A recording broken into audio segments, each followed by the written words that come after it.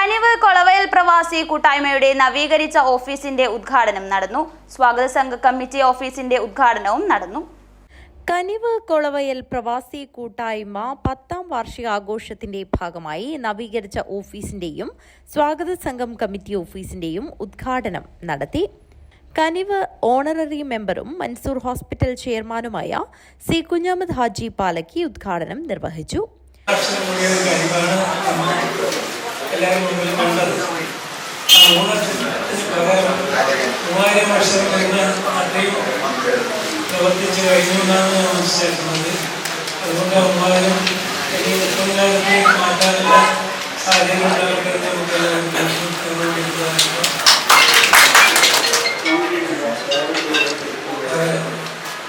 കൊളവയിൽ ഞാൻ നമ്മളോട് എൻ്റെ കൊളവയിലാണെന്ന് പറയാൻ പറ്റുന്നത്. കാരണം കൊളവയിൽ ജനിച്ച് ഏറ്റവും കൂടുതൽ വയസ്സുള്ള ജനറൽ സെക്രട്ടറി പി ബഷീർ സ്വാഗതം പറഞ്ഞ യോഗത്തിൽ 10ാം വാർഷികാഘോഷ കമ്മിറ്റി ചെയർമാൻ ഹനീഫ KP അധ്യക്ഷത വഹിച്ചു.